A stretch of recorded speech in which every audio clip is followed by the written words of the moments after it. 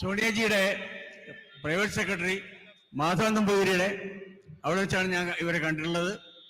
രണ്ടുപേരെയും എനിക്ക് വളരെ ഇഷ്ടമായി. അന്നേ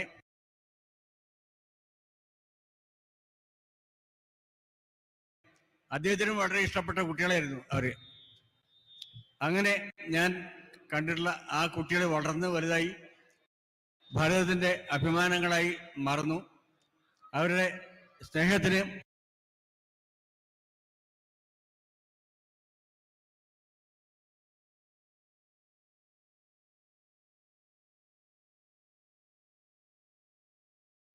അവരുടെ നന്മയ്ക്ക് വേണ്ടി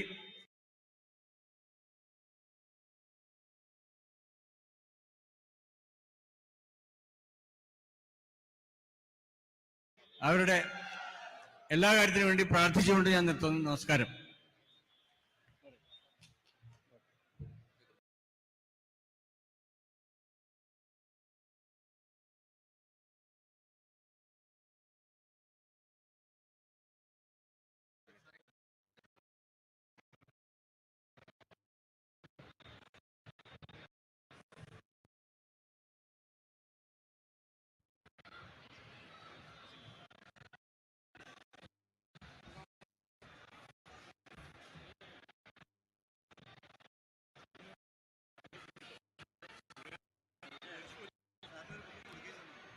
പ്രിയമുള്ളവരെ, ഇന്ത്യൻ ജനാധിപത്യത്തെ സംരക്ഷിക്കാനും ഭരണഘടനയെ കാക്കാനുമുള്ള വയനാട് പുതിയ ഒരു ചരിത്രത്തിന് സാക്ഷ്യം വഹിക്കുകയാണ്, കുറിക്കുകയാണ്. ഇവിടെ 5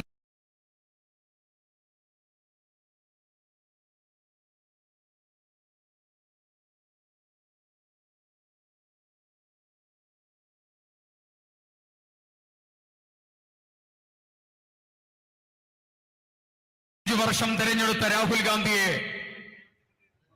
ഈ പാർലമെന്റ് മണ്ഡലത്തിൽ നിന്ന് അയോഗ്യനാക്കി ഇന്ത്യ രാജ്യത്തെ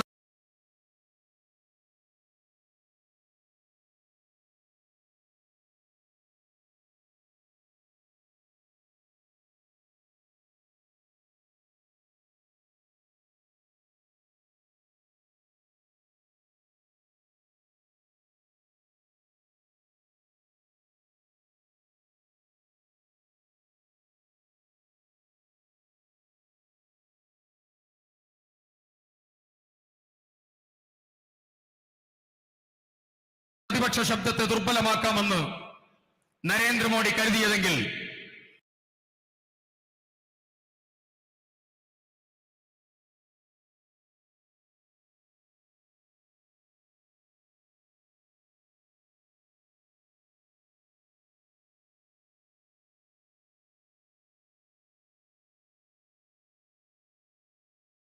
ആ മോഡിക്ക് ഇന്ത്യൻ ജനാധിപത്യം തിരിച്ചു വരുന്നു എന്നുള്ളതിന്റെ നയപ്രഖ്യാപനമാണ് ഇന്ന് കൽപ്പറ്റയിൽ ശ്രീ രാഹുൽ ഗാന്ധിക്ക് നൽകിയ വീരോചിതമായ ഈ മഹാസ്വീകരണം. ഇത് ഇന്ത്യൻ ജനാധിപത്യത്തിനുള്ള ഏറ്റവും വലിയതായ ദിശപാകുന്ന പരിപാടി കൂടിയാണ്. ഞാൻ സംസാരിക്കുകയല്ല. അർജുനനെ തോൽപ്പിക്കാൻ വഞ്ചനയും ഉന്നതമായ ഗൂഢാലോചനയും നടന്നിരുന്നു. ഒരു ചതിയിൽ പോലും അർജുനൻ വീണുപോയി തകർന്നില്ല എന്നുള്ളത് മാത്രമല്ല, ഓരോ ചതിയിൽ നിന്നും നമ്മൾ കണ്ടത്. നിങ്ങൾ എത്ര തവണ ഡിസ്ക്വാളിഫൈ ചെയ്താലും വയനാടിലും ഇന്ത്യ രാജ്യത്തിനും പുതിയ ദിശ പകരുന്നതിൽ നിന്ന് അർജുനനെ പോലെ കടന്നു വരികയാണ് ഇന്ത്യൻ ജനാധിപത്യത്തിന്റെ ആവേശമായ പ്രിയപ്പെട്ട ശ്രീ രാഹുൽ ഗാന്ധി MP. പ്രിയമുള്ളവരെ, നമ്മുടെ ഈ പരിപാടിയുടെ അധ്യക്ഷ സ്ഥാനം അലങ്കരിക്കുന്നത് ഏറെ ബഹുമാന്യനും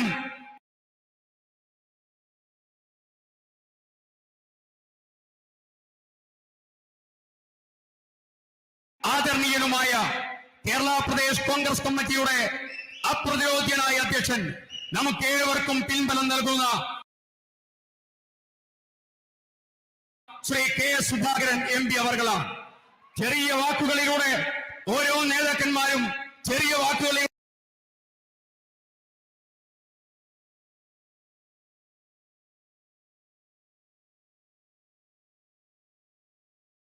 സംസാരിച്ച് നമ്മുടെ നേതാക്കന്മാർക്ക് പെട്ടെന്ന് തന്നെ വഴിമാറും. പ്രിയപ്പെട്ട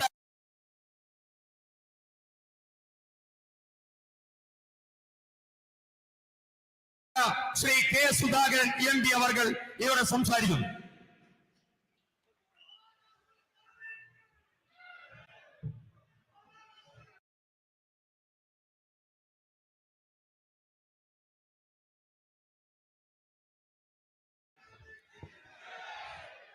വേദിയിലെ സമരാധ്യരായ നേതാക്കൾ രാഹുൽജി, പ്രിയങ്കാജി, ശ്രീ വേണുജി തുടങ്ങിയ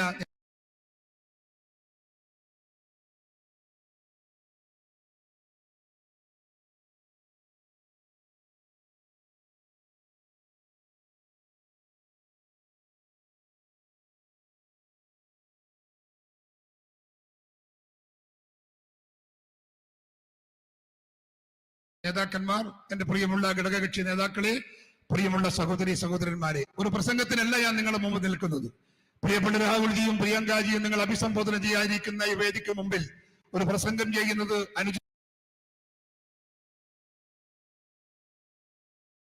അനുചിതമാണ് എന്ന് നമുക്ക് നന്നായി അറിയാം. പക്ഷേ ഇന്ത്യൻ രാഷ്ട്രീയ മണ്ഡലം കത്തിജ്വലിക്കുന്ന ഒരു രാഷ്ട്രീയ അന്തരീക്ഷത്തിലേക്ക് നീങ്ങിക്കൊണ്ടിരിക്കുമ്പോ നമ്മുടെ മുമ്പിൽ സമാധാനത്തിന്റെ ദൂതുമായി കടന്നു വന്നിരിക്കുന്ന രാഹുൽജിയെ ഇന്ത്യൻ ജനകോടികൾ എങ്ങനെ നോക്കിക്കാണുന്നു എന്ന് ലോകം വീക്ഷിക്കുകയാണ്. അതുകൊണ്ട് തന്നെ ഈ രാജ്യത്ത് ഇന്നലെ വരെ ഞാനും നിങ്ങളും പരിരക്ഷിച്ചിരുന്ന ജനാധിപത്യത്തിന്റെ തിരുമുറ്റം കൊത്തി നശിപ്പിക്കുന്ന രീതിയിലേക്ക് നരേന്ദ്രമോദിയും ആളുകൾ പോവുകയാണ്. ഈ ജനാധിപത്യ സംവിധാനത്തെ തകർക്കാൻ ശ്രമിക്കുന്നു, മതേതരത്വം തകർക്കാൻ ശ്രമിക്കുന്നു, രാജ്യത്തിന്റെ പവിത്രമായ രാഷ്ട്രീയ മൂല്യങ്ങളെ കച്ചവടം ചെയ്തുകൊണ്ട് സ്വന്തം സ്വാർത്ഥ താല്പര്യങ്ങൾ സംരക്ഷിക്കാൻ ശ്രമിക്കുന്ന ഒരു പ്രധാനമന്ത്രി ഇന്ത്യൻ രാഷ്ട്രീയ മണ്ഡലത്തിൽ അരങ്ങ് തകർക്കുമ്പോൾ അതിനെ എതിരിടാൻ സാധിക്കുന്ന ഒരു ജനകീയ ശക്തിയുടെ ഉയർത്തെഴുന്നേൽപ്പ് അനിവാര്യമാണ് എന്ന് നിങ്ങൾക്കറിയാം. 4000 കിലോമീറ്റർ നടന്ന് ഇന്ത്യയുടെ ഗ്രാമങ്ങളിൽ പോയി ലക്ഷോപലക്ഷം ആളുകളെ കണ്ട് ജാതിക്കും മതത്തിനും ഭാഷക്കും സംസ്കാരത്തിനും എല്ലാത്തിനും അതീതമായി ജനകോടികളെ അഭിസംബോധന ചെയ്ത് ആശയവിനിമയം നടത്തിക്കൊണ്ട് കാശ്മീരിന്റെ മലയിൽ മഞ്ഞുകൾക്ക് തുള്ളി മുമ്പിൽ നീണ്ടു പ്രസംഗിച്ച് ആത്മവിശ്വാസത്തോടുകൂടി ജനസഞ്ചയത്തിന്റെ ഇടയിലേക്ക് ഇറങ്ങി വന്ന രാഹുൽജി ഇന്ത്യക്ക് പ്രതീക്ഷ നൽകുന്ന ഒരു നേതാവായി വളർന്നു വന്നിരിക്കുന്നു. ഭയപ്പെടുകയാണ് BJP, ആശങ്കപ്പെടുകയാണ് BJP. രാഹുൽ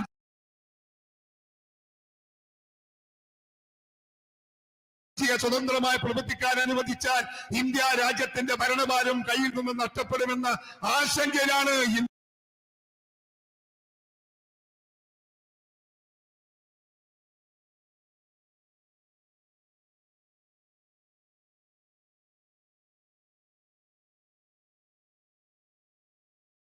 ഭരിക്കുന്ന ഭരണകൂടമെന്ന് നിങ്ങൾക്കറിയാം. അതുകൊണ്ട് തന്നെ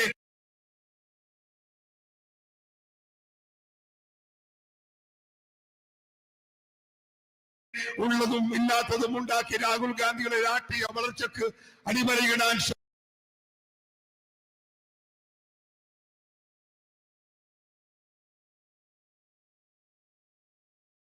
ശ്രമിക്കുന്ന BJP ഗവൺമെന്റിനെതിരെ അനരാളാനുള്ള ഒരു ജനശക്തിയുടെ ഉയർത്തെഴുന്നേൽപ്പാണ് ആവശ്യം. ഈ 4000 കിലോമീറ്റർ സഞ്ചരിക്കുമ്പോഴും രാഹുൽജി നിങ്ങളോട് ചോദിച്ചില്ല, എന്നെ പ്രധാനമന്ത്രിയാക്കണമെന്ന് പറഞ്ഞില്ല, എന്റെ പാർട്ടിയെ വിജയിപ്പിക്കണമെന്ന് പറഞ്ഞില്ല. അദ്ദേഹം പറഞ്ഞത് ഈ രാജ്യത്തിന്റെ അസ്തിത്വത്തിന് വേണ്ടി, ഈ രാജ്യം ഒന്നാണെന്ന മനസ്സ് ചിന്ത വളർത്തിയെടുക്കാൻ വേണ്ടി മനുഷ്യ സ്നേഹത്തിന്റെ തൂലികയിൽ, മനുഷ്യ സ്നേഹത്തിന്റെ തൂവലിൽ മനുഷ്യനെ കൂട്ടിച്ചേർത്തുകൊണ്ട് വിളക്കി ചേർത്തുകൊണ്ട് ഈ രാജ്യത്തിന്റെ ഐക്യവും സമാധാനവും കാത്തുരൂക്ഷിച്ച് ഒരു രാഷ്ട്രമെന്ന സങ്കല്പം നിലനിർത്തിക്കൊണ്ട് 75 വർഷക്കാലം ഇന്ത്യൻ നാഷണൽ കോൺഗ്രസ് ഉണ്ടാക്കിയ മതേതരത്വവും ജനാധിപത്യവും ഇന്ത്യൻ രാഷ്ട്രീയ മണ്ഡലത്തിൽ അതിന് അസ്തിത്വം പകരാനാണ് രാഹുൽ ഗാന്ധി നിങ്ങളോട് ആവശ്യപ്പെട്ടത് എന്ന് നിങ്ങൾ ഓർക്കേണ്ടതായിട്ടുണ്ട്. ആ രാഹുൽജിയെ എന്തുകൊണ്ട് BJP ഭയപ്പെടുന്നു എന്ന് ഞാൻ പറയാതെ നിങ്ങൾക്കറിയാം. അദ്ദേഹത്തിന്റെ അസ്തിത്വവും അദ്ദേഹത്തിന്റെ ഉയർച്ചയും അദ്ദേഹത്തിന്റെ വളർച്ചയും BJP എന്ന ഫാസിസ്റ്റ് വർഗീയ രാഷ്ട്രീയ പ്രസ്ഥാനത്തിന്റെ അവസാനത്തെ കോടാലിയാകുമെന്ന് അവർക്ക് തിരിച്ചറിവുണ്ട്. അതുകൊണ്ട് ഞെക്കിയും പിഴുതും അദ്ദേഹത്തെ ഇല്ലാതാക്കാൻ ശ്രമിക്കുന്ന BJP ഗവൺമെന്റിന്റെ നരാധമമായ പ്രവർത്തനങ്ങൾക്ക് മുമ്പിൽ കീഴടങ്ങുന്നവരല്ല ഇന്ത്യൻ നാഷണൽ കോൺഗ്രസും അതിന് നേതൃത്വം കൊടുക്കുന്ന രാഹുൽ ജിയുമെന്ന് നിങ്ങൾ മനസ്സിലാക്കണം. ക്രിക്കറ്റ് ബോൾ ചുമരനെറിഞ്ഞ പോലെ എറിഞ്ഞതിനേക്കാൾ സ്പീഡിൽ തെറിച്ചു വരുന്ന രാഹുൽ ജിയെ തൊട്ട് കളിക്കാൻ ഇവിടെ മോദിയല്ല 100 മോദിമാർ വിചാരിച്ചാൽ അത്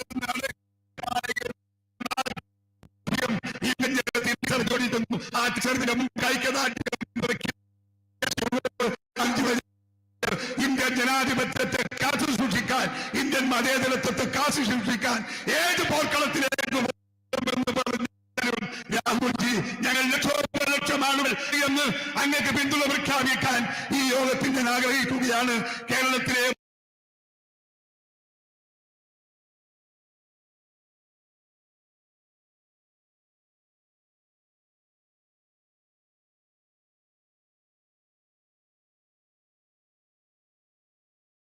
മുഴുവൻ ജനങ്ങളും ഒറ്റക്കെട്ടായി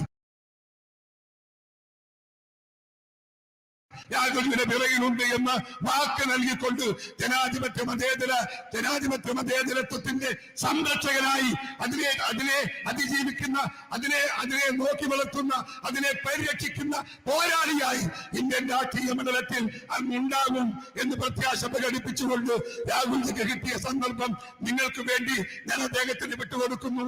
വാക്കുകൾ ഞാൻ ചുരുക്കുന്നു. എല്ലാവർക്കും അഭിവാദ്യങ്ങൾ. നിങ്ങൾക്ക് നമസ്കാരം. ജയ് ഹിന്ദ്. അടുത്തതായി സംസാരിക്കുന്നത് മതേതര കേരളത്തിന്റെ സുന്ദരമായ മുഖം, സ്നേഹത്തിന്റെയും ആർജവത്വത്തിന്റെയും പ്രതീകമായിട്ടുള്ള ഇന്ത്യൻ യൂണിയൻ മുസ്ലിം ലീഗിന്റെ സംസ്ഥാന അധ്യക്ഷൻ, ഐക്യ ജനാധിപത്യ മുന്നണിയുടെ പ്രിയപ്പെട്ട നേതാവ് പാണക്കാട് സയ്യിദ് സാദിഖ് അലി ശിഹാബ് തങ്ങൾ.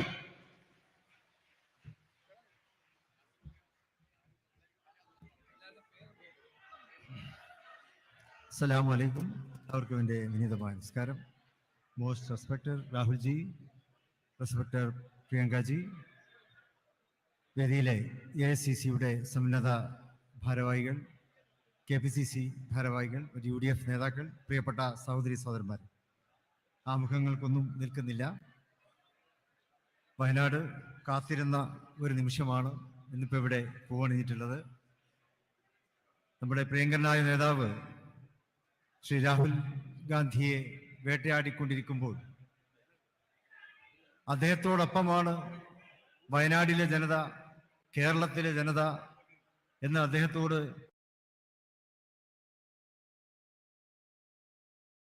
നമുക്ക് കാണിച്ചു കൊടുക്കുവാനുള്ള ഒരു വേദിയാണ് ഇത്. നമ്മൾ അതിനുവേണ്ടി കാത്തിരിക്കുകയായിരുന്നു. ഇന്ത്യ കണ്ട ഏറ്റവും വലിയ ജനാധിപത്യ പോരാളി ആരാണെന്ന് ചോദിച്ചാൽ അത് ശ്രീ രാഹുൽ ഗാന്ധി അല്ലാതെ കാരണം സ്വതന്ത്ര ഭാരതത്തിൽ ഇന്ത്യ ഒരുപാട് വെല്ലുവിളികളെ നേരിട്ടുകൊണ്ടിരിക്കുമ്പോൾ ഇത്രമാത്രം വലിയ വെല്ലുവിളി നമുക്ക് ഇനി നേരിടാനില്ല.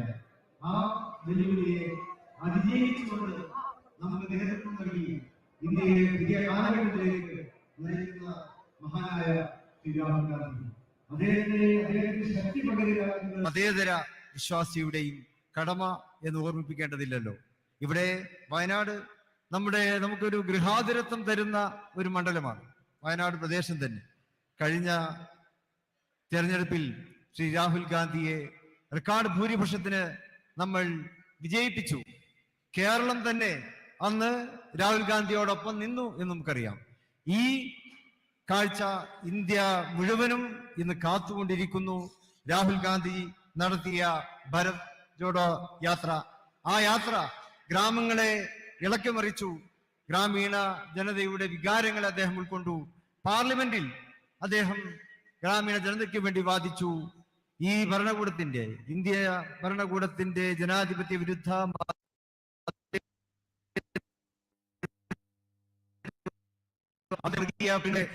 അദ്ദേഹം പാർലമെന്റിൽ ഉജ്ജ്വലമായി പറഞ്ഞു. അതോടൊപ്പം അദ്ദേഹം പറഞ്ഞു കോർപ്പറേറ്റുകളോടുള്ള ഗവൺമെന്റിന്റെ അവിഹിത ബന്ധത്തെക്കുറിച്ച് അദ്ദേഹം പറഞ്ഞു. ഈ ഒരു വിരോധം വെച്ചുകൊണ്ടാണ് ശ്രീ രാഹുൽ ഗാന്ധിയെ വേട്ടയാടാൻ, അദ്ദേഹത്തിന്റെ പാർലമെന്റ് അംഗത്വം റദ്ദാക്കുവാനൊക്കെ ഗവൺമെന്റ് ശ്രമിച്ചത്. പക്ഷേ ഒരുപക്ഷെ അദ്ദേഹത്തെ വേട്ടയാടാനോ അദ്ദേഹത്തിന്റെ അംഗത്വം റദ്ദാക്കുവാനോ നിങ്ങൾക്ക് സാധിച്ചേക്കാം. പക്ഷേ രാഹുൽ ഗാന്ധി തുറന്നു പറഞ്ഞ സത്യത്തെ മൂടിവെക്കുവാൻ നിങ്ങൾക്ക് സാധ്യമല്ല. ലോകത്ത് അത് ചർച്ച ചെയ്യപ്പെട്ട് കഴിഞ്ഞു എന്നുള്ളതാണ് വാസ്തവം. നമുക്ക് മുന്നോട്ട് പോകാം, ആത്മവിശ്വാസത്തോടെ മുന്നോട്ട് പോകാം. ഗാന്ധിജി മുമ്പ് പറഞ്ഞിട്ടുണ്ട്, ഭരണകൂടത്തിന്റെ ഭീകരത എന്നുള്ളത് അത് ആദ്യം നിങ്ങളെ പരിഹസിക്കും, അത് പിന്നെ നിങ്ങളെ ഒറ്റപ്പെടുത്തും, അത് നിങ്ങളെ പല വിധത്തിലും നിങ്ങളുടെ ആത്മവിശ്വാസത്തെ തകർക്കാൻ ശ്രമിക്കും. ഇങ്ങനെ പലതും നടത്തും ഭരണകൂട ഭീകരത. ശ്രീ രാഹുൽ ഗാന്ധിയുടെ കാര്യത്തിലും ഇത് തന്നെയാണ് ഉണ്ടായത്. ഭരണകൂടം അവർക്ക് കഴിയാവുന്ന വിധത്തിലൊക്കെ അദ്ദേഹത്തെ പരിഹസിച്ചു, അദ്ദേഹത്തെ ഒറ്റപ്പെടുത്തുവാൻ ശ്രമിച്ചു, അദ്ദേഹത്തിന്റെ ആത്മവിശ്വാസം തകർക്കാൻ ശ്രമിച്ചു. പക്ഷെ ഗാന്ധിജി പറഞ്ഞു, അവസാനം ഇതെല്ലാം നേരിട്ടുകൊണ്ട് ഒരു നേതാവ് വിജയത്തിലേക്ക് വരും. അതാണ് രാഹുൽ ഗാന്ധിയുടെ കാര്യത്തിലും ഇന്ത്യ കാത്തിരിക്കുന്നത്. അദ്ദേഹത്തിന്റെ വിജയത്തിന് വേണ്ടി നമ്മൾ കാത്തിരിക്കുന്നു. ജനാധിപത്യത്തിന്റെയും മതേതരത്വത്തിന്റെയും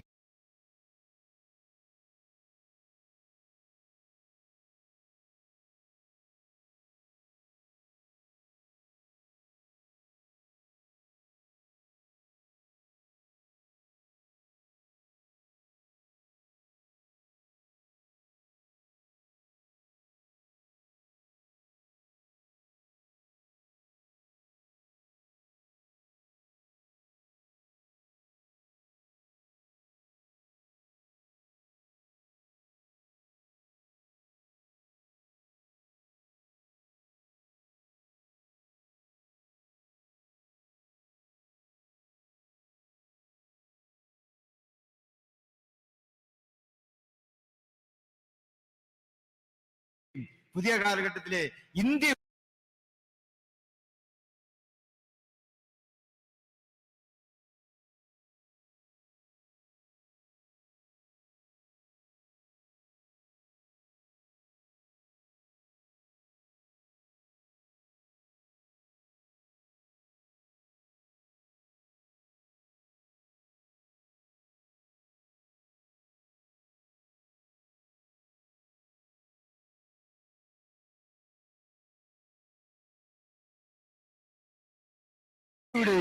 വളർച്ചയ്ക്ക് വേണ്ടി ശ്രീ രാഹുൽ ഗാന്ധിയോടൊപ്പം അണിനിരക്കുക.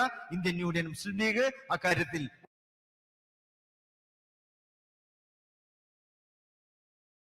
तारिक अनवर जी, श्री के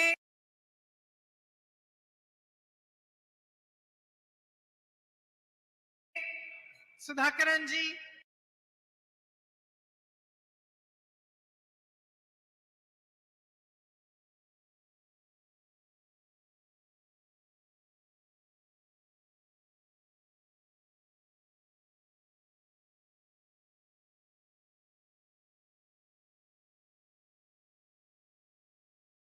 Shri VD. Satheesan ji, Shri Sadiq Ali तंगल ji, Shri Ramesh चन्नीताला ji, Shri Muraleedharan ji, Shri M.M. Hasan ji, Shri N.K. Premachandran ji, Padmashri चेरुवयल Raman ji, Kalpetta Narayan master ji, Damodaran Namboodiri ji, Joy Matthew ji and P. Surendran ji. I am happy to be here today. ഐക്യജനാധിപത്യ മുന്നണിയുടെ പ്രിയങ്കരായ നേതാക്കന്മാരെ, സാംസ്കാരിക സാഹിത്യ മേഖലകളിൽ നിന്ന് ഈ വേദിയെ ധന്യമാക്കുന്നതിന് വേണ്ടി കടന്നു വന്നിരിക്കുന്ന പ്രിയപ്പെട്ട സഹോദരങ്ങളെ, നിങ്ങളുടെ മുന്നിൽ വന്നു നിൽക്കുന്നതിൽ ഞാൻ അതീവ സന്തുഷ്ടയാണ് എന്ന് പറയാൻ ആഗ്രഹിക്കുന്നു. Yet it is also a very emotional visit that my brother and I are making to Wayanad. ഈ മണ്ണിലേക്കുള്ള വരവ് അത് വികാരപരമായ ഒരു അനുഭവമാണ് ഞാനും എന്റെ സഹോദരനും അനുഭവിക്കുന്നത് എന്ന് ഇവിടെ പറയാൻ ആഗ്രഹിക്കുന്നു. Yesterday I was packing up his furniture from his house until we find a new place for him. ഞാൻ ഇന്നലെ തുഗ്ലക് ലൈനിലെ എന്റെ പ്രിയപ്പെട്ട സഹോദരന്റെ വീട്ടിൽ നിന്ന് അദ്ദേഹത്തിന്റെ സാധന സാമഗ്രികൾ അത് മടക്കി വെക്കുകയായിരുന്നു. അതൊരു പുതിയ സ്ഥലത്തേക്ക് മാറ്റേണ്ടതുണ്ട് എന്ന് ഞങ്ങൾക്കറിയാം. I was looking at the storeroom, putting all the cardboard boxes one on top of the other, And I was thinking to myself that a few years ago, I also had to move my home. I had my children to help me. My husband helped me.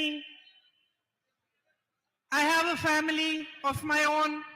And I was thinking my brother doesn't have his own children, his own wife and family to help him, even though he has the rest of us.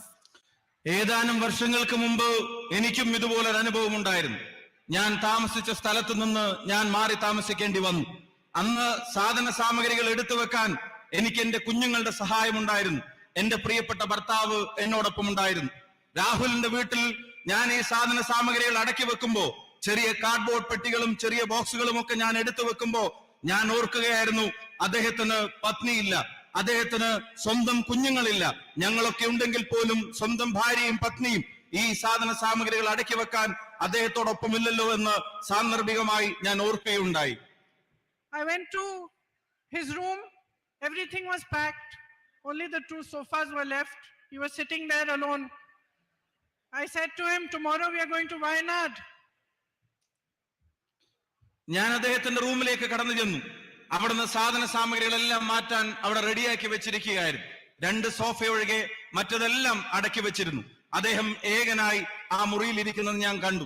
ഞാൻ അദ്ദേഹത്തോട് ചോദിച്ചു, നാളെ നിങ്ങൾ വയനാടിന്റെ മണ്ണിലേക്ക് പോവുകയല്ലേ എന്ന് അദ്ദേഹത്തോട് ഞാൻ ചോദിച്ചു. I said, I'm not very good at speaking in English, making speeches. So I looked at him. He answered me, don't worry. Speaking in Wayanad is the easiest.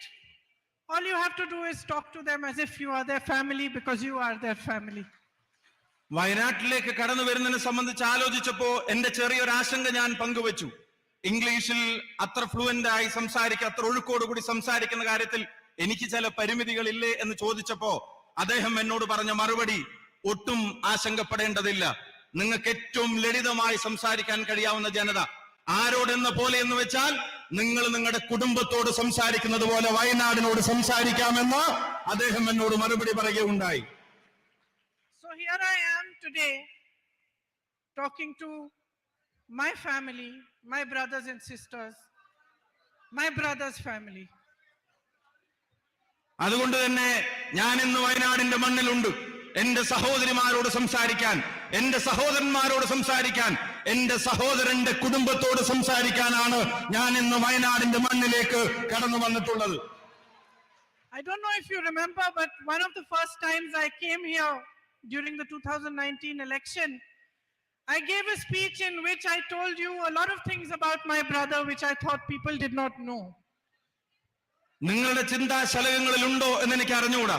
ഞാൻ ആദ്യമായി ഈ മണ്ണിലേക്ക് കടന്നു വന്നത് 2019 എന്റെ സഹോദരന്റെ തെരഞ്ഞെടുപ്പുമായി ബന്ധപ്പെട്ട് നിങ്ങളെ കാണാൻ വന്നപ്പോ നിങ്ങളോട് സംസാരിച്ച പല കാര്യങ്ങളും അത് നിങ്ങളുടെ ഓർമ്മയിലുണ്ടാകുമോ എന്ന് എനിക്ക് നിശ്ചയമില്ല. I wanted you to know him.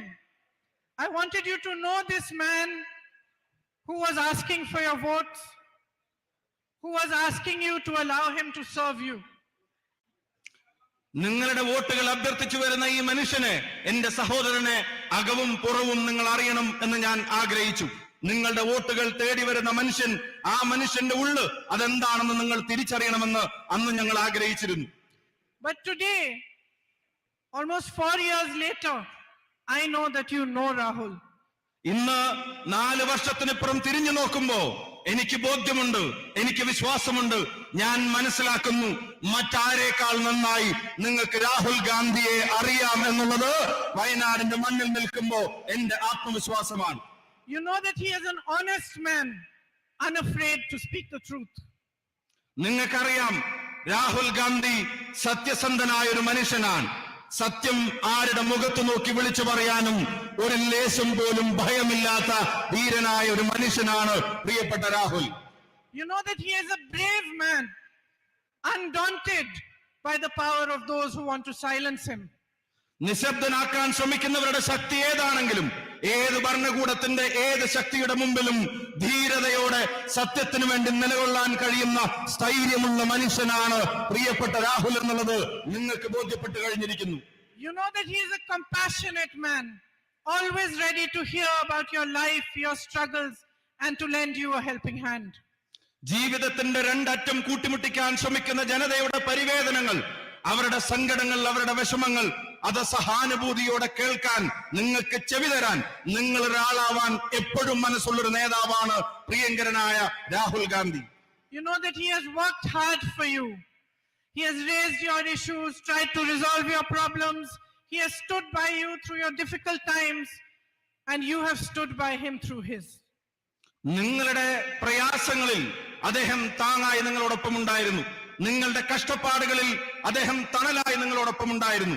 ഈ നാട് നൽകിയ വോട്ടിന്റെ പേരിൽ പ്രകൃതി ദുരന്തം ഉൾപ്പെടെ വന്നിറങ്ങിയപ്പോ അതിന് നിങ്ങളോടൊപ്പം, ഒരു ജനതയോടൊപ്പം നിൽക്കാൻ ആർജവത്തോടെ നിന്നൊരു ജനപ്രതിനിധിയാണ് നിങ്ങളെന്ന് അദ്ദേഹമെന്ന് ഞങ്ങൾക്ക് നല്ല ബോധ്യമുണ്ട്. അതേസമയം തന്നെ അദ്ദേഹത്തിന്റെ മുമ്പിൽ പ്രതിസന്ധികൾ തീർക്കാൻ ഭരണകൂടം ശ്രമിക്കുമ്പോഴും നിങ്ങൾ അദ്ദേഹത്തോടൊപ്പം പാറ പോലെ ഉറച്ചു നിൽക്കുന്നു എന്നുള്ളതാണ് ഈ ജനതയുടെ പ്രത്യേകത എന്നും ഞങ്ങൾ തിരിച്ചറിയുന്നു. You elected him, and now a court in Gujarat has passed a judgment after which government from parliament as your MP. ഒരു കോടതി അദ്ദേഹത്തിന്റെ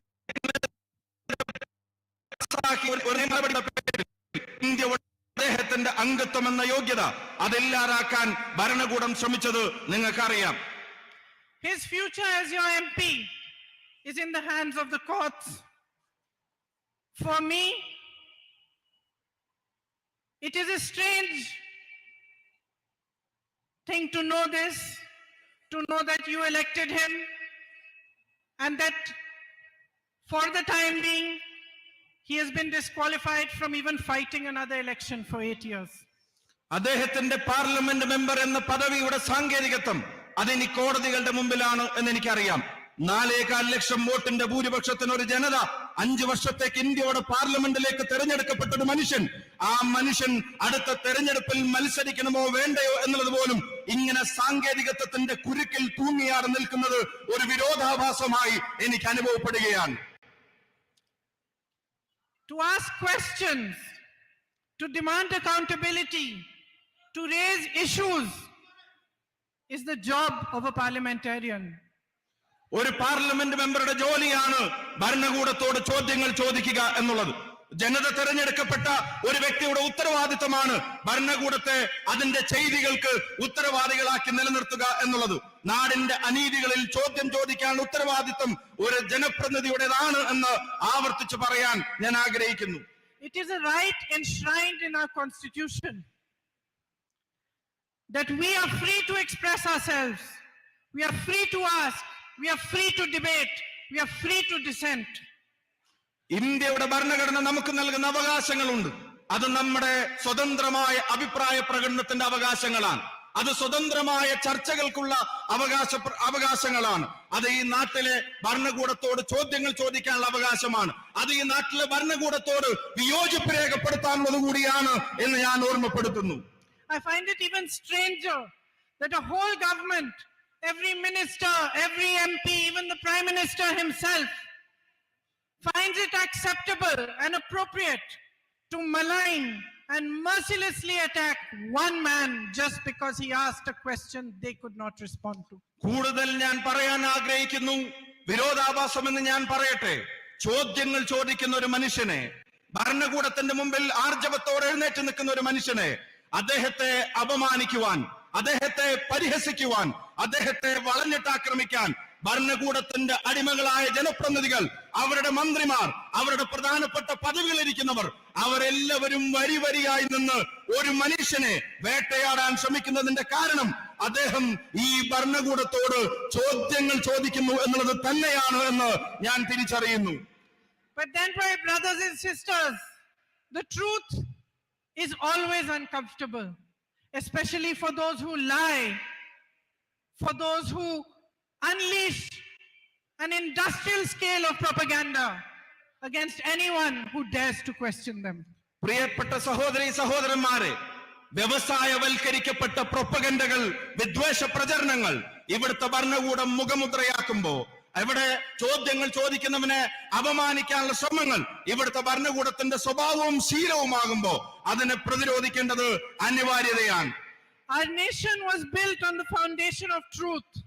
of non-violence, equality, and justice. സത്യത്തിന്റെ അടിത്തറയിൽ, സമത്വത്തിന്റെ വിശാലതയിൽ, നീതിബോധത്തിന്റെ ഉത്തമ ശൃംഖങ്ങളിൽ രൂപം കൊണ്ട ഒരു രാജ്യമാണ്, ഒരു ദേശമാണ് ഇന്ത്യ എന്ന് ഞാൻ ഓർമ്മപ്പെടുത്തുന്നു. Our fight for freedom was called Satyagraha. It was a fight for truth. സത്യത്തിനു വേണ്ടിയുള്ള പോരാട്ടങ്ങൾ, ആ പോരാട്ടങ്ങളുടെ ചരിത്രമായിരുന്നു ഇന്ത്യയുടെ മണ്ണിൽ നടന്ന സത്യാഗ്രഹ സമരങ്ങൾ, നീതിക്ക് വേണ്ടിയുള്ള പോരാട്ടങ്ങൾ. The parliament, the judiciary, the media, these were institutions built to protect these freedoms. ഈ നാട് അനുഭവിക്കുന്ന സ്വാതന്ത്ര്യങ്ങൾ, ആ സ്വാതന്ത്ര്യങ്ങൾ അത് സംരക്ഷിച്ചു പിടിക്കാൻ വേണ്ടിയാണ് ഇന്ത്യക്കൊരു പാർലമെന്റ് ഉണ്ടായത്. ആ നീതിബോധം ഉയർത്തിപ്പിടിക്കുന്നതിന് വേണ്ടിയാണ് ഇന്ത്യക്കൊരു കോടതി സംവിധാനങ്ങൾ, നിയമ സംവിധാനങ്ങൾ ഉണ്ടായത്. അവിടെ വരുന്ന പോരായ്മകളെ തുറന്നെഴുന്നതിന് വേണ്ടിയാണ് ഇന്ത്യയിൽ ജനാധിപത്യത്തിന്റേതായ ഒരു മാധ്യമ സംസ്കാരത്തെ നാം കെട്ടിപ്പടുത്തിയെടുത്തത്. Yesterday, while watching television, I heard some ministers of the BJP saying that the Congress party has taken one man's issue and is making it out of to be an issue of democracy. ഇന്നലെ ബിജെപിയുടെ ചില മന്ത്രിമാർ, ബിജെപിയുടെ ചില നേതാക്കന്മാർ അവർ ടിവിയിലൂടെ പറയുന്നത് ഞാൻ കേൾക്കാനിടയായി. കോൺഗ്രസ് പ്രസ്ഥാനം ഒരു വ്യക്തിയുടെ പ്രശ്നത്തെ പൊക്കിപ്പിടിച്ചു വരുന്നു. ആ വ്യക്തിയുടെ പ്രശ്നം അത് ഇന്ത്യയുടെ പ്രശ്നമാക്കി വളർത്താൻ അവര് ശ്രമിക്കുകയാണ് എന്ന് ഇന്നലെ ചില ബിജെപി നേതാക്കന്മാർ പറയുന്നത് ഞാൻ കേൾക്കാനിടയായി. It seems to me to be exactly the opposite. The entire government and the BJP are trying to turn our democracy upside down just to protect one man. His name is Gautam Adani. പക്ഷേ എനിക്ക് അനുഭവപ്പെട്ടത് മറ്റൊരു രീതിയിലാണ്. ഒരു വ്യക്തിയെ വേട്ടയാടാൻ വേണ്ടി, ഒരു വ്യക്തിയുടെ പ്രശ്നങ്ങൾ ഇന്ത്യ മുഴുവൻ ഒരു വിഷയമാക്കാൻ കോൺഗ്രസ് ശ്രമിക്കുന്നതായിട്ടല്ല എനിക്ക് അനുഭവപ്പെട്ടത് ഒരു വ്യക്തിയുടെ സംരക്ഷണത്തിന് വേണ്ടി ഇന്ത്യയുടെ പ്രധാനമന്ത്രി, ഒരു വ്യക്തിയുടെ സംരക്ഷണത്തിന് വേണ്ടി ഇന്ത്യയുടെ ഭരണകൂടം, ഒരു വ്യക്തിയുടെ സംരക്ഷണത്തിന് വേണ്ടി ഇന്ത്യയുടെ ഭരണഘടനാ സ്ഥാപനങ്ങൾ അവരെല്ലാവരും അണിനിരക്കുന്നത് ഒരു വ്യക്തിയുടെ സംരക്ഷണത്തിന് വേണ്ടിയാണ്. ആ വ്യക്തി മറ്റാരുമല്ല, അത് ഗൗതം അദാനിയാണ് എന്ന് എനിക്ക് ബോധ്യപ്പെട്ടിരിക്കുന്നു. Our country is at a crossroads. What has happened to my brother is just a symptom. It is a symptom of how far we are down the path towards a dictatorship today. Today, the government believes that it can silence any dissent. It believes it can take our ports, our airports, even some of our defense establishments, and pass them on to their businessmen friends. ജനാധിപത്യത്തിന്റെ നിർണായകമായ ഒരു നാൽക്കവലയിൽ ഈ രാജ്യം നിൽക്കുകയാണ്. ഒരു പാത എന്റെ സഹോദരൻ നയിക്കുന്ന പാതയാണ്. മറ്റൊരു പാതയിൽ നിങ്ങൾ കാണുന്നുണ്ട് ഈ രാജ്യത്തിന്റെ സ്വത്ത് സമ്പത്തുകൾ മുഴുവൻ, ഈ രാജ്യത്തിന്റെ അഭിമാന സ്തംഭങ്ങൾ മുഴുവൻ ഒരു വ്യക്തിക്ക് തീരെഴുതി കൊടുക്കുന്നത് നിങ്ങൾ കാണുന്നുണ്ട്. ആ പാതയിൽ ഇന്ത്യയുടെ തുറമുഖങ്ങൾ സ്വകാര്യ വ്യക്തികൾക്ക് കൈമാറുന്നു. ആ പാതയിൽ ഇന്ത്യയുടെ എയർപോർട്ടുകൾ അത് സ്വകാര്യ വ്യക്തികളുടേതായി മാറുന്നു. ആ പാതയിൽ എന്തിനധികം പറയുന്നു, പ്രതിരോധ രംഗത്തെ ഇന്ത്യയുടെ അഭിവാജ്യമായ അഭിമാന സ്തംഭങ്ങൾ പോലും വിൽപ്പനക്ക് വെച്ചിരിക്കുന്ന പാതയാണ് മറ്റൊരു പാതയായി നമ്മൾ കാണുന്നത്. The whole government defends a man whom they have enabled to make thousands of crores a day, but they don't defend farmers who make only 27 rupees a day. ഈ നാട്ടിൽ ഞാൻ നേരത്തെ സൂചിപ്പിച്ച ഈ ജനാധിപത്യത്തിന്റെ നാൽക്കവലയിൽ ഈ നാട് ചെന്ന് നിൽക്കുമ്പോ അത് മുഴുവൻ ഒരു സത്യത്തെ നിശബ്ദമാക്കാനുള്ള ശ്രമങ്ങൾ നടക്കുന്നു. സത്യം പറയുന്നവനെ നിരായുധനാക്കാനുള്ള ശ്രമം നടക്കുന്നു. എന്നിട്ടോ ഭരണകൂടം സംരക്ഷിക്കാൻ ശ്രമിക്കുന്നത് ആയിരക്കണക്കിന് കോടി രൂപയുടെ, ലക്ഷക്കണക്കിന് കോടി രൂപയുടെ ആസ്തിയുള്ളവന്റെ പുറകിൽ ഭരണകൂടം അവരോച്ചാനിച്ച് നിൽക്കുമ്പോ ഇന്നാട്ടിൽ ഒരു ദിവസം കേവലം 27 രൂപ മാത്രം വരുമാനം വെച്ച് ഒരു ദേശീയ ശരാശരിയിൽ ഒരു കർഷകൻ ജീവിക്കുമ്പോ ആ കർഷകന്റെ താല്പര്യത്തെ സംരക്ഷിക്കാൻ ഒരു ഭരണകൂടത്തെയും നമ്മൾ കാണുന്നില്ല എന്നുള്ളതാണ് ഏറ്റവും ഖേദകരമായ സാഹചര്യം. Our soldiers stand at the borders ready to sacrifice their lives while Mr. Adani subcontracts to Chinese businesses. ഈ നാടിന്റെ അതിർത്തി കാക്കുന്നവൻ, ഈ നാടിന്റെ അതിരുകളിൽ രാജ്യത്തിന്റെ സുരക്ഷയ്ക്ക് വേണ്ടി പോരാടുന്നവൻ, അവന്റെ ജീവൻ ത്യജിക്കാൻ ചൈനയുടെ അതിർത്തികളിൽ പോരാടാൻ തയ്യാറായി നിൽക്കുമ്പോ അവിടെ ചൈനയ്ക്കും അദാനിക്കും വേണ്ടി ഈ ഗവൺമെന്റ് ഒത്താശ ചെയ്തു കൊടുക്കുന്ന കാഴ്ചകൾ നമ്മൾ കണ്ടു നിൽക്കേണ്ടി വരികയാണ്. our Prime Minister feels responsible to defend Mr. Adani, but he feels no responsibility towards the people of India. അദാനിയെ സംരക്ഷിക്കാൻ, അദാനിയുടെ ഉത്തരവാദിത്തങ്ങൾ നിറവേറ്റാൻ ഇന്ത്യയുടെ പ്രധാനമന്ത്രിക്ക് സമയമുണ്ട്, താല്പര്യമുണ്ട്. പക്ഷേ ഈ രാജ്യത്തെ ജനതയുടെയും അതിന്റെ കാവൽ ഭടന്മാരുടെയും രാജ്യത്തിന്റെ പട്ടാളക്കാരുടെയും ഉത്തരവാദിത്തങ്ങൾ നിറവേറ്റാൻ പ്രധാനമന്ത്രിക്ക് താല്പര്യവും സമയവുമില്ല. This government believes that it owns India, but India belongs to you, my brothers and sisters. ഈ സർക്കാരും അതിന്റെ അധികാരത്തിൽ ഇരിക്കുന്നവരും കരുതുന്നത് ഇന്ത്യ അവരുടെ തറവാട്ട് സ്വത്താണ് എന്നുള്ളതാണ്. പക്ഷേ ഇന്ത്യ നിങ്ങളുടേതാണ്, ഈ സഹോദരന്മാരുടേതാണ് എന്ന് ഞാൻ ആവർത്തിച്ച് പറയാൻ ആഗ്രഹിക്കുന്നു. Standing here today, I ask you, each one of you and all those watching, put India first now. എന്റെ മുന്നിലിരിക്കുന്ന മുഴുവൻ സഹോദരന്മാരോട്, ഞങ്ങളെ കേൾക്കുന്നവരോട്, ഞങ്ങളെ കാണുന്നവരോട് വിനീതമായി ഞാൻ അഭ്യർത്ഥിക്കുന്നു, എല്ലാ വ്യക്തി താല്പര്യങ്ങൾക്കും അപ്പുറത്ത്, എല്ലാ സ്വകാര്യ താല്പര്യങ്ങൾക്കും അപ്പുറത്ത് ഇന്ത്യയുടെ താല്പര്യം ഒന്നാമതാവാനുള്ള തീരുമാനം നമ്മൾ എടുക്കേണ്ട സമയം അതിക്രമിച്ചു കഴിഞ്ഞിരിക്കുന്നു. When the institutions are failing to be checks and balances for the government, it is our job, the people of India's job, to become the check and balance for this government. ജനാധിപത്യ സംവിധാനങ്ങളുടെ സന്തുലിതാവസ്ഥ നഷ്ടപ്പെടുന്ന ഒരു സാഹചര്യത്തിൽ അവയെ സംരക്ഷിക്കാൻ ഭരണഘടനാ സ്ഥാപനങ്ങൾ ദയനീയമായി പരാജയപ്പെടുമ്പോ, അവർ വെറും നോക്കുകുത്തികളാകുമ്പോ, ഈ നാടിന്റെ ജനാധിപത്യ ബോധത്തെ സംരക്ഷിക്കാനുള്ള ഉത്തരവാദിത്വം ഇന്ത്യയുടെ ജനതയുടെ മേലെ വന്നു ചേരുകയാണ്, നമ്മുടെ മേലിൽ അത് വന്നു ചേരുകയാണ്. Aren't you tired of watching the Prime Minister change costumes every day and having no change in your own lives, having no future to think of? There are jobs required. The government is doing nothing about it. Prices are soaring. Every day is a difficulty, a new struggle, and yet there is no accountability. പ്രിയമുള്ളവരെ, ജീവിതം ദുസ്സഹമായി ജനതയുടെ മുമ്പിൽ മാറുന്നു. Rocket പോലെ ഈ നാട്ടിലെ സാധന സാമഗ്രികളുടെ വില അത് ഉയർന്നുകൊണ്ടേയിരിക്കുകയാണ്. അതേസമയം നാട്ടിലെ യുവതയുടെ തൊഴിലവസരങ്ങൾ അത് പാതാളത്തിലേക്ക് താഴോട്ട് പോയിക്കൊണ്ടുമിരിക്കുന്നു. ഒരു ഭരണകൂടം നിങ്ങളോട് പറഞ്ഞ വാഗ്ദാനങ്ങൾ അതെല്ലാം അവർ മറന്നിരിക്കുന്നു. ഇന്ന് തൊഴിലിനെ സംബന്ധിച്ച്, ജനങ്ങൾക്ക് താങ്ങാൻ കഴിയാത്ത വിലക്കയറ്റത്തെ സംബന്ധിച്ച് നിങ്ങളോട് സമ്മതിക്കാൻ, അതിനൊരു ഭരണകൂടത്തിന്റെ ഉത്തരവാദിത്തങ്ങൾ നിറവേറ്റാൻ ഈ പ്രധാനമന്ത്രിയും ഈ ഭരണകൂടവും ദയനീയമായി പരാജയപ്പെട്ടിരിക്കുകയാണ്. We will not stop asking questions. We will question them. We will ask for accountability. We will keep speaking the truth no matter what they do to us. ജനങ്ങളോടുള്ള പ്രതിബദ്ധതയെ സംബന്ധിച്ചുള്ള ചോദ്യങ്ങൾ, ആ ചോദ്യങ്ങൾ നിലക്കുന്നില്ല, ആ ചോദ്യങ്ങൾ നമ്മൾ അവസാനിപ്പിക്കുന്നില്ല. നമ്മൾ ചോദ്യങ്ങൾ ചോദിച്ചുകൊണ്ടേയിരിക്കും. ഈ ഭരണകൂടത്തോട്, അതിന്റെ തലപ്പത്തിരിക്കുന്നവരോട്, ജനങ്ങളോടുള്ള പ്രതിബദ്ധതയെ സംബന്ധിച്ച്, അതിൽ വരുന്ന വീഴ്ചകളെ സംബന്ധിച്ച്, അതിനെ സംബന്ധിച്ചുള്ള നമ്മുടെ ചോദ്യങ്ങൾ, ആ ചോദ്യങ്ങൾ എന്തിന്റെ പേരിലും ഒന്നിന്റെ മുന്നിലും നിലയ്ക്കാൻ പോകുന്നില്ല. You in Wayanad are showing the country the way. They are trying to silence my brother. You have become his voice. Wayanad രാജ്യത്തിന്റെ മുമ്പിൽ പുതിയ പാതകൾ വെട്ടിത്തെളിക്കുകയാണ്. നിശബ്ദനാക്കാൻ, രാഹുൽ ഗാന്ധിയെ നിശബ്ദനാക്കാൻ ഭരണകൂടം ശ്രമിക്കുമ്പോ, അദ്ദേഹത്തെ നിരായുധനാക്കാൻ ഭരണകൂടം ശ്രമിക്കുമ്പോ, അദ്ദേഹത്തിന്റെ ശബ്ദമായി വയനാടിന്റെ ജനത ഇന്ന് മാറിയതുപോലെ രാജ്യം ഒന്നടങ്കം ആ ശബ്ദം ഏറ്റെടുക്കും. They disqualify him from parliament and you come here in huge numbers to receive him and show him your support. ഇന്ത്യയുടെ പാർലമെന്റിന്റെ അംഗത്വത്തിൽ നിന്ന് അദ്ദേഹത്തെ റദ്ദ് ചെയ്തപ്പോ 10,000-കണക്കിനായ ആളുകൾ കൽപ്പറ്റയുടെ തെരുവോരങ്ങളിൽ വന്ന് രാഹുൽ ഗാന്ധിക്ക് നൽകിയ ഉജ്ജ്വലമായ സ്വീകരണം അതിന്റെ ഏറ്റവും വിശേഷമായ അടയാളപ്പെടുത്തലായി ഞാൻ കാണുന്നു. They ask him to leave his home and thousands of you open your houses and urge him to take them to stay in your own homes. Parliament അംഗത്വം എന്ന നിലക്ക് അദ്ദേഹത്തിന് അനുവദിക്കപ്പെട്ടിരുന്ന ഭവനം അതൊഴിയാൻ മണിക്കൂറുകൾക്കുള്ളിൽ കടലാസ് കൊടുത്തപ്പോ ആ കടലാസിന് മറുപടി പറഞ്ഞത് ഇന്ത്യയിലെ ജനങ്ങളാണ്.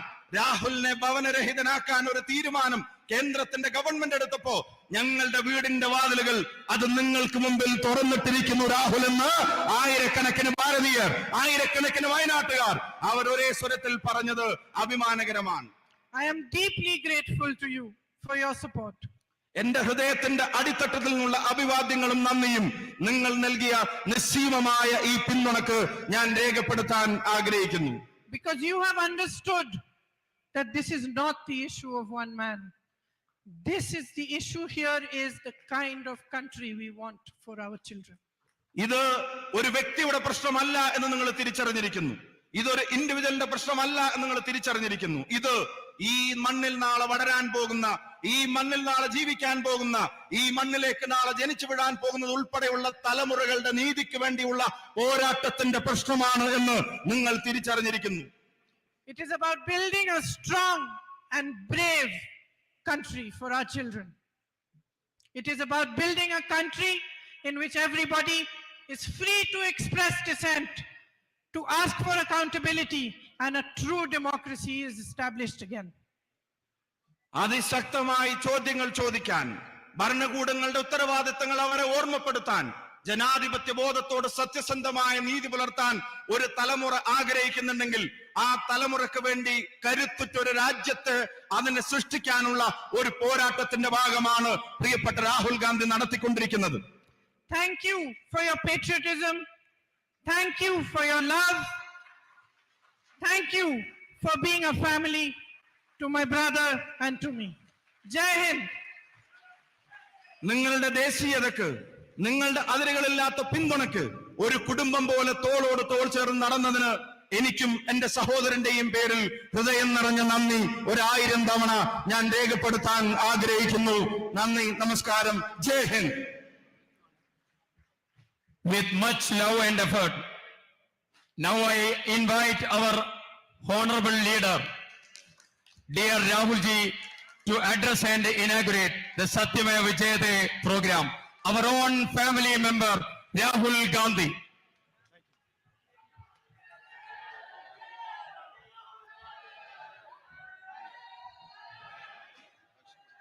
K.C. Venugopal ji, Priyanka, Tariq Anwar ji, K. Sudhakaran ji, V.D. Satishan ji, Sadiq Ali Shihab Tangal ji, P. Kunyalukutti ji, Ramesh Chennithala ji, K. Muralidharan ji, M.M. Hassan ji, N.K. Premachandran ji, Padma Shri Cheruvayal Raman ji, Kalpata Narayanan Master ji, Ketapuram Damodran Nambudri ji, Joy Matthew, P. Surendran ji, brothers and sisters, friends, I'd like to welcome all of you to this meeting here today.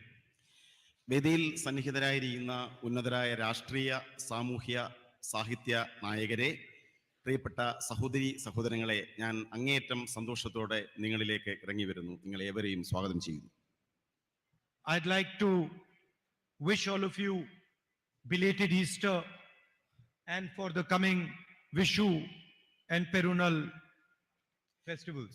നിങ്ങൾക്ക് ഏവർക്കും ഹൃദയംഗമമായ Easter, Vishu, പെരുന്നാൾ ആശംസകൾ ഞാൻ നേരുകയാണ്.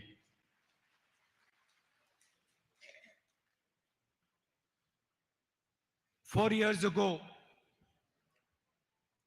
I came here and became your member of parliament. 4 വർഷങ്ങൾക്ക് മുമ്പ് ഞാൻ ഇവിടേക്ക് കടന്നു വന്നു, നിങ്ങളുടെ പാർലമെന്റ് അംഗമായി മാറി. And for me, the campaign was a completely different type of campaign. എന്നെ സംബന്ധിച്ച് എൻ്റെ തിരഞ്ഞെടുപ്പ് പ്രചരണം അങ്ങേയറ്റം വ്യത്യസ്തമായ ഒന്നായിരുന്നു. In the regular campaign, and I've done many campaigns, many speeches. In the regular campaign, you go and you speak about policies, you speak about what should happen, you tell people about your political ideas. But this campaign in 2014, I remember when I came here, it was much more as if I had come home to my family. സാധാരണഗതിയിലുള്ള എൻ്റെ തെരഞ്ഞെടുപ്പ് പ്രചരണങ്ങൾ പ്രസംഗങ്ങൾ നിറഞ്ഞതാണ്. എൻ്റെ രാഷ്ട്രീയ നയങ്ങളെക്കുറിച്ച്, ഞാൻ നടപ്പിലാക്കാൻ പോകുന്ന കാര്യങ്ങളെക്കുറിച്ച്. പക്ഷേ വയനാട്ടിലെ എൻ്റെ തിരഞ്ഞെടുപ്പ് പ്രചരണം അതിനപ്പുറമായിരുന്നു. ഞാൻ നിങ്ങളിലേക്ക് ഇറങ്ങി വരികയായിരുന്നു. Of course, I don't belong to Kerala, but the enthusiasm and the affection and the manner in which you embraced me gave me the feeling that you are part of my family, that I am your brother, your son. നിങ്ങൾക്കറിയാം, ഞാൻ കേരളത്തിൽ നിന്നല്ല. പക്ഷെ ഞാൻ നിങ്ങളിലേക്ക് ഇറങ്ങി വന്നപ്പോൾ നിങ്ങൾ നൽകിയ സ്നേഹോഷ്മളമായ സ്വീകരണങ്ങൾ, നിങ്ങളുടെ വികാര പ്രകടനങ്ങൾ എനിക്കുണ്ടാക്കിയ ചിന്ത ഞാൻ നിങ്ങളുടെ സഹോദരനാണ് എന്ന ചിന്തയാണ്. And I have thought quite a lot. Now I have been member of parliament for quite a few years, and I've thought quite a lot what it means to be a member of parliament. ഞാൻ Indian പാർലമെന്റിൽ മുമ്പ് അംഗമായിരുന്നു. Indian parliament അംഗം എന്ന അനുഭവത്തിലൂടെ എനിക്ക് മനസ്സിലാക്കാൻ സാധിച്ചിട്ടുണ്ട്, ഒരു പാർലമെന്റ് അംഗം ആകുന്നതിന് നിരവധി ഗുണങ്ങൾ ആവശ്യമാണ്, നിരവധി കാര്യങ്ങൾ അറിയേണ്ടതുണ്ട്. It means to be a people's representative. ഒരു പാർലമെന്റ് അംഗം ജനങ്ങളുടെ പ്രതിനിധിയായിരിക്കണം. To be a people's representative, you have to understand the emotions of people. You have to understand the suffering of people. You have to understand the difficulties of people. ഒരു parliament അംഗമാകുന്നതിന്, ഒരു ജനപ്രതിനിധി ആകുന്നതിന് നിങ്ങൾക്ക് ജനങ്ങളുടെ വികാരങ്ങൾ മനസ്സിലാക്കണം, അവരുടെ ദുരിതങ്ങൾ മനസ്സിലാക്കണം, അവർ കടന്നു പോകുന്ന ദുർഘടമായ സന്ധികളെ കുറിച്ച് മനസ്സിലാക്കേണ്ടതുണ്ട്. You have to have the humility to touch people, to treat people as your equals, sometimes to treat people as your superiors. നിങ്ങളുടെ ജനങ്ങളുടെ ഹൃദയത്തെ സ്പർശിക്കാൻ സാധിക്കണം. ജനങ്ങളോടൊപ്പമാണ്, തുല്യരാണ് എന്ന് കരുതേണ്ടി വരും. ചിലപ്പോൾ ജനങ്ങളെ നമുക്ക് മുകളിൽ പ്രതിഷ്ഠിക്കേണ്ടി വരും. So a true representative of the people develops by attacking himself. സ്വയം ആക്രമിച്ചുകൊണ്ടാണ്, സ്വയം പ്രതിരോധിച്ചുകൊണ്ടാണ് ഒരു ജനപ്രതിനിധി, ഒരു വ്യക്തി ജനങ്ങളുടെ പ്രതിനിധിയായി മാറേണ്ടത്. By giving up things that one desires. ഒരു വ്യക്തിയുടെ ആഗ്രഹങ്ങളെ സ്വയം ത്യജിച്ചുകൊണ്ടാകണം ഒരാൾ ജനപ്രതിനിധിയായി മാറേണ്ടത്. By not fighting for what you want, but fighting for what people want. ഒരു വ്യക്തിക്ക് സ്വയം ആവശ്യമുള്ളത് ആഗ്രഹിച്ചുകൊണ്ടല്ല, ജനങ്ങൾക്ക് എന്താണോ ആവശ്യമുള്ളത് അത് നേടിയെടുക്കാനുള്ള പരിശ്രമമായിരിക്കണം ജനപ്രതിനിധി നടത്തേണ്ടത്. By becoming, maybe one can say, less arrogant and more humble. അങ്ങേയറ്റം ലാളിത്യത്തോടെ പരുക്കൻ സ്വഭാവങ്ങളെ ഉപേക്ഷിച്ചുകൊണ്ടാകണം ഒരാൾ ജനപ്രതിനിധിയാകേണ്ടത്. A representative of the people also raises the issues of people without being scared of the consequences, without being worried about what it means to raise the issues of the people. നമ്മൾ ഉയർത്തുന്ന വിഷയങ്ങൾ ഉണ്ടാക്കാവുന്ന പ്രത്യാഘാതങ്ങളിൽ ഭയപ്പെടാതെ വേണം ഒരു ജനപ്രതിനിധി ജനങ്ങളുടെ വിഷയങ്ങൾ ഉയർത്തേണ്ടി വരുന്നത്. The MP, member of parliament, is just a tag. MP, member of parliament എന്നത് കേവലം ഒരു വര മാത്രമാണ്, ഒരു ടാഗ് മാത്രമാണ്. It's a position, it's a post. അതൊരു സാങ്കല്പികമായ അധികാര സ്ഥാനം മാത്രമാണ്. So the BJP can take away the tag. ബിജെപിക്ക് എന്റെ മേൽവിലാസത്തെ എടുത്തു മാറ്റുവാൻ സാധിച്ചേക്കാം. They can take away the position. എന്റെ സ്ഥാനത്തെ എടുത്തു മാറ്റുവാൻ സാധിച്ചേക്കാം. They can take away the house. എന്റെ ഭവനത്തെ എടുത്തു മാറ്റാൻ സാധിച്ചേക്കാം. They can put me in jail. എന്നെ ജയിലിൽ അടയ്ക്കാൻ സാധിച്ചേക്കാം. But they cannot stop me from representing the people of Wayanad. എന്നാൽ വയനാട്ടിലെ ജനങ്ങളെ പ്രതികരിക്കുന്നതിനും എന്നെ പ്രതിരോധിക്കുവാൻ ബിജെപിക്ക് സാധ്യമല്ല.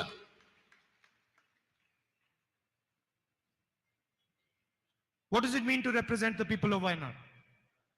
എന്താണ് വയനാട്ടിലെ ജനങ്ങളെ പ്രതിനിധീകരിക്കുന്നു എന്നതുകൊണ്ട് ഞാൻ ഉദ്ദേശിക്കുന്നത്? It means to fight for the things that are important to you. ഇവിടുത്തെ ജനങ്ങളോട് ഞാൻ മുന്നോട്ട് വെച്ച കാര്യങ്ങൾക്ക് വേണ്ടിയുള്ള പോരാട്ടമാണ് വയനാട്ടിലെ എന്റെ ജനപ്രാതിനിധ്യം. There are practical things like the night road,